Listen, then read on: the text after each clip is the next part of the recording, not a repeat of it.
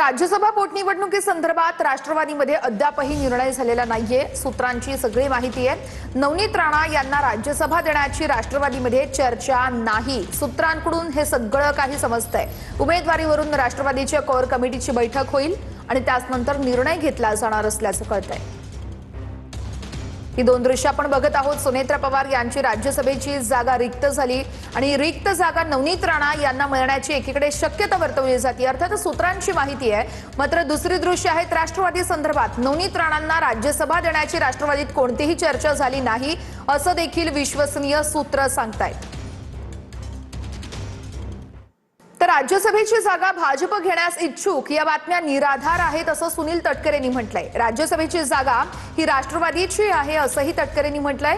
8 तारखेला दुपारी 3 पर्यंत राष्ट्रवादीचा अधिकृत उमेदवार अर्ज भरेल। राष्ट्रवादीचा अधिकृत उमेदवार आमच्या उपस्थितीत अर्ज भरेल असंही तटकरेंनी सांगितलंय। भाजप ही जागा स्वतःसाठी घेण्यासाठी इच्छुक आहे या बातम्या कल्पोकल्पित निराधार आहेत। राष्ट्रवादी काँग्रेस पक्षाची जागा आहे। 8 तारखेला 3 वाजेपर्यंत अर्ज भरायचा आहे।